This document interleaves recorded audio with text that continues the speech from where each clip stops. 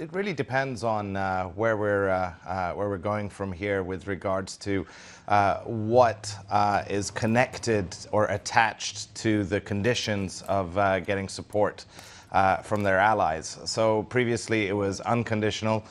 We believe now the support that's going to come to Bahrain will come with conditions, particularly from a geopolitical perspective, the move to isolate Iran further. These sorts of matters, etc., and getting the support and that rally behind the UAE and Saudi Arabia, I think those conditions are going to be more important. So long as we're in a benign or sublime oil price environment and we see a very strong level of capital generation by the different countries and their ability to support remains pretty high, and they meet the conditions that we think could be tied to supporting Bahrain, they should be okay. Should that not be the case, then we could see things moving differently. So it's really become a political matter more than anything else. Hootan, since you're saying this could really depend on the oil price environment, what is your expectation? Because right now it doesn't even look benign. It looks like the pressure to the upside is increasing.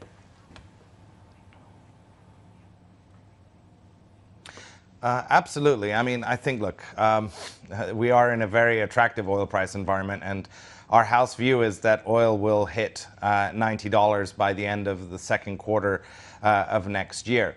I mean, it's very clear that despite OPEC has committed to increasing production here by around 1 million barrels a day with their non-OPEC partners, we are moving into an environment where supply disruptions are visible all over the world, in Canada, in Nigeria, Libya.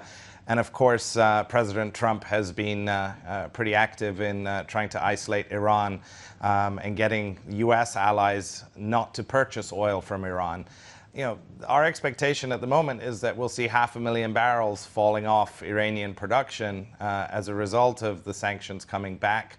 However, given the political moves that Trump is making, we could actually see that number moving higher. And that could put a real supply crunch. Also remember that if Saudi, which is going to be the largest contributor to the production increases, actually goes that far, spare capacity in the system will be very low. Currently, we're seeing just over 2 million barrels a day of spare capacity from Saudi.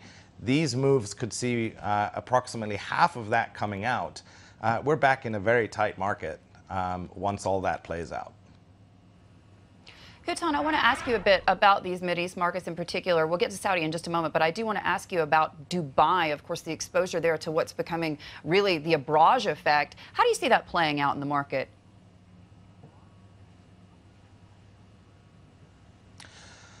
Well, I think, without a doubt, it has put some pressure on the market. The market's also suffering from significant amounts of margin calls and the like. However, underlying fundamentals, in our view, remain pretty healthy. And we have seen the government announcing a number of stimulus programs. In particular, the Abu Dhabi government announcing in excess of $13 billion worth of stimulus. We've got Expo 2020 coming. We've seen some changes in potential changes in visa laws and the like. We see that as very supportive, and certainly from 2019, we think that the UAE economy will start to see more rapid growth. The markets, in our view, aren't necessarily reflecting the underlying fundamentals, and as a result, you're now seeing the market trading at sub 8 times. It's trading at a more than 35% discount to the global emerging markets, offering you very attractive yields. In our view, that's just not sustainable. We think a very attractive buying opportunity is emerging, particularly in high quality names in the UAE, and it's a market that we very much like. Hey everybody, it's Hadley Gamble from our new CNBC Middle East Bureau in Abu Dhabi. Thanks for stopping by. Now to watch more, you can try one of the videos that just popped up on your screen. And don't forget to subscribe.